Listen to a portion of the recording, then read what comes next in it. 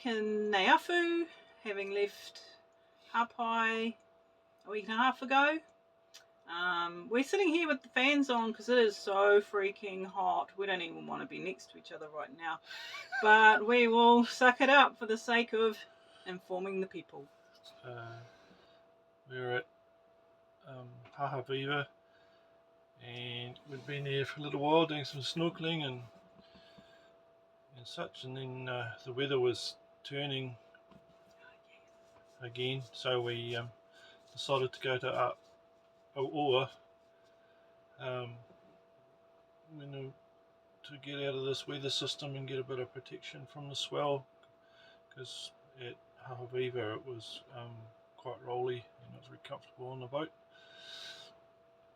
Yeah, so we used this app called No Foreign Land, and it said that this island had 360-degree protection. The sail down there was pretty rough. We had 20 plus knots of wind on the nose. At one part we did get to veer away and it was quite cool. We were going pretty fast. But yeah, it wasn't the best sailing day that we've had. So we arrived at Aoa, and it's quite a tight reef entrance, and we managed to navigate our way through the entrance and then wiggle our way through the reef system. It's about probably a mile you've got to get through, and found this little hole to anchor up in while we waited for the weather to blow over. Yeah, so the anchorage, it's in a reef. So there was an island there, but that kind of didn't give the protection. It was the reef that gave the protection. So you were still exposed to the wind, but we just weren't getting the rocky and rolly that you get with the swell. So that was good. Yeah, so there was no real fetch because the wind didn't have a chance to pick the swell up. It was probably was looking like we weren't going to have much chance to get off the boat, so we sort of found a few jobs that we needed to get on top of and finish off and all that sort of stuff. But it's, as they say, it's cruising's working on boats in exotic locations. And also that sailing is the most expensive way to get somewhere for free. Way back when we took all the headlining down to put new handrails on the outside of the boat, a lot of the wooden frames need teak plugs put back in over the screws, so you can't see the screw holes. But yeah, it was also, very, very windy, and we had too much power coming in, and when we have too much power coming in, things just shut down. So Mike had to tie off the wind generator, but that's another story that we'll come back to later. Here we are, going past the reef into this hopefully nice shelter.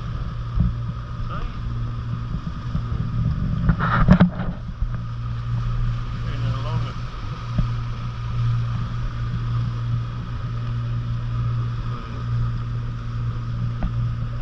See the reef? Yeah. Darling driver.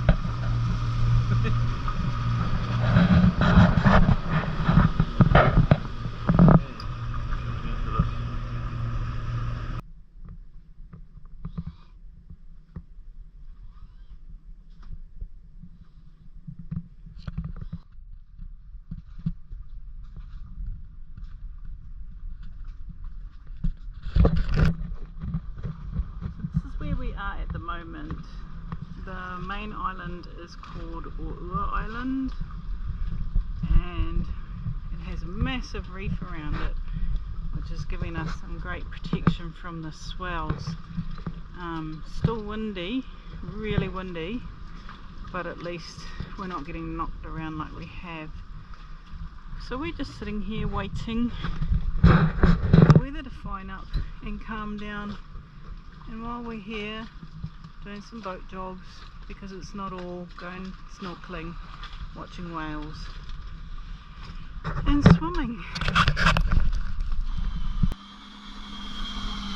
We have to make the plugs, and we have a drill attachment for this. You don't drill right through the teak, so you need to pop them out when you're done.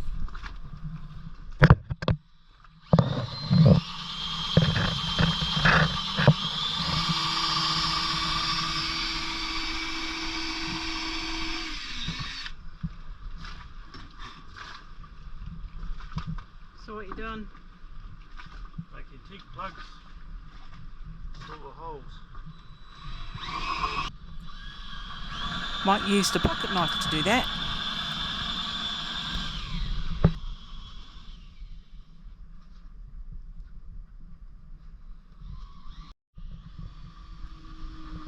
So yeah, when we were house sitting last year, we had all the headliners down, replacing them because they were pretty crap. And so we've got a lot of finishing off that we need to do. And this all takes time because there's always other more important stuff that comes up. Right now the plugs are in, we use PVA glue, whereas on the outside we would have used epoxy. So we've just been around with the multi-tool and trimmed all of the, whatever you call them, out. Now it's just getting out the sanders, give them a sand, and then we can give them a varnish.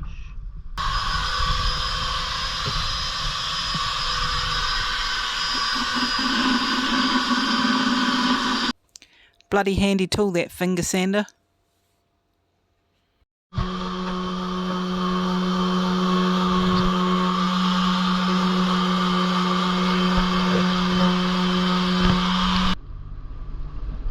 So here we are leaving Oʻua Island.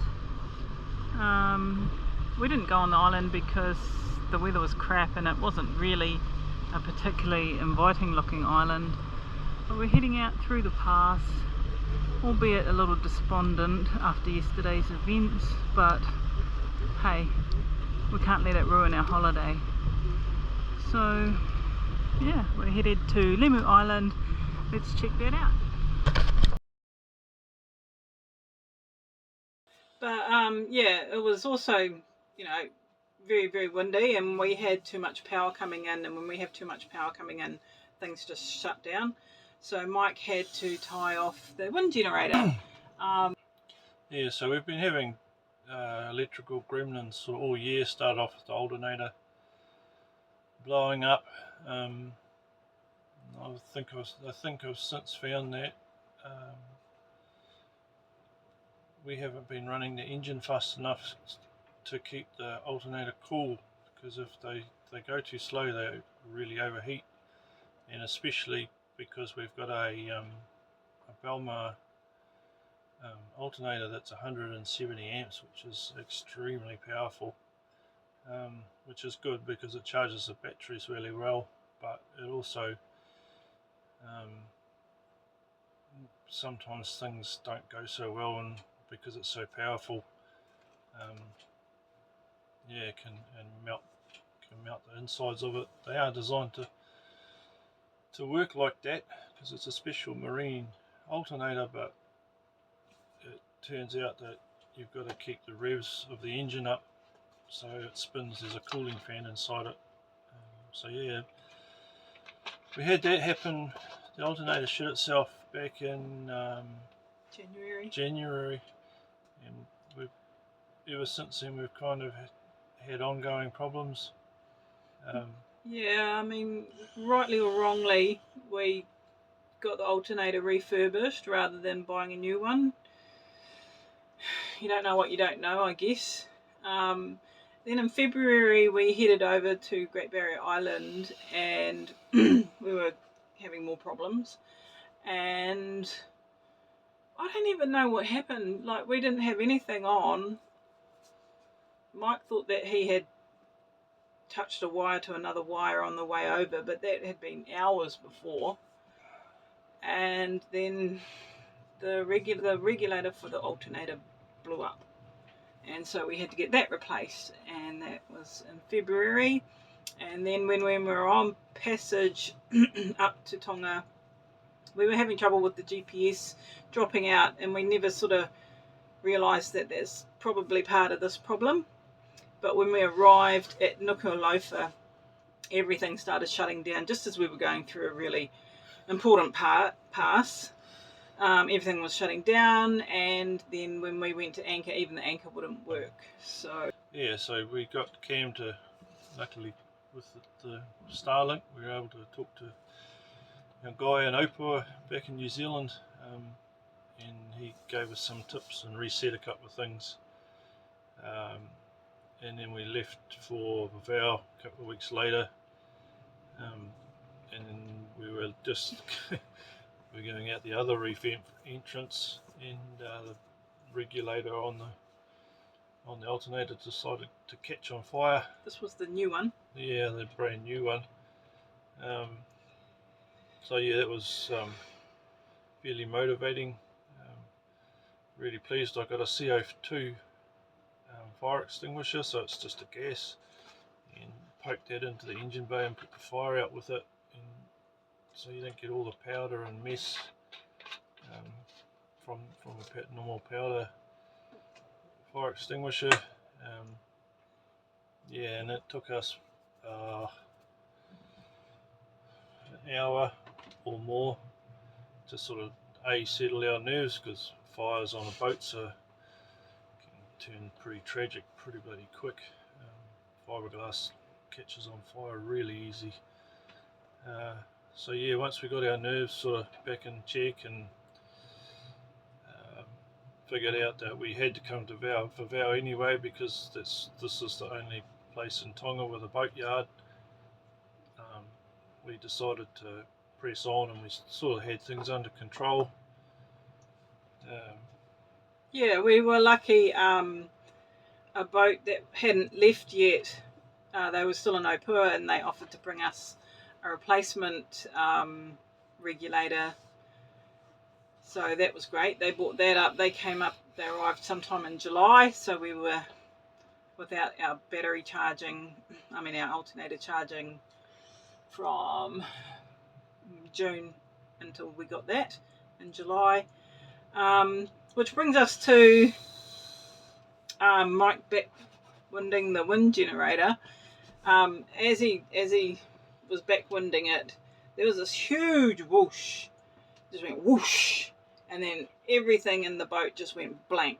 Everything just shut down. Yeah, so at the time we didn't think much of it, because again, once the electrical system decided to everything was okay, and because it's probably overly automated, I don't know, but anyway, when all the limits come back to where the brain or the computer inside the inverter was happy, all the electrical system fired back into life. But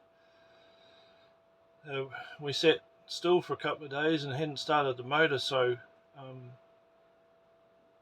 we needed to reset the anchor, because we thought we were dragging. Probably a little bit overly nervous about it, but we were inside we were tucked up in a reef system, and 360 degrees pretty much. Yeah, so dragging around on your anchor is probably not ideal. And so anyway, we started up the motor, and the rev counter wasn't going, so I was like, oh no, and it should have been. And that also tells us that the alternator's charging, so if the rev counter stops, or it usually should mean that that means that there's no charge going into the batteries of the alternator.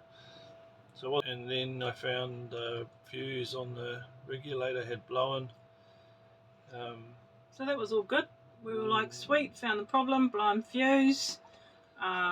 We had the generator going at the time, so we shut everything down, and then got a new fuse, popped it in, poof, it all went up in smoke, and that was regulator number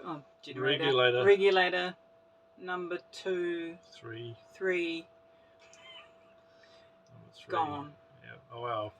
2 new ones and the original one. So yeah, in 8 months we've managed to burn through 3 regulators, and we've had that first one since we put the system in 4 years ago. So that really sucks, and at the moment we're sitting here waiting for the mail to arrive and dealing with that. So that was our story for this week. Didn't do any snorkeling at the island, didn't go onto the island. Yeah, and we'll just tell you what happened next time, I guess. Yeah. Anyway, it'll do for this week, I think.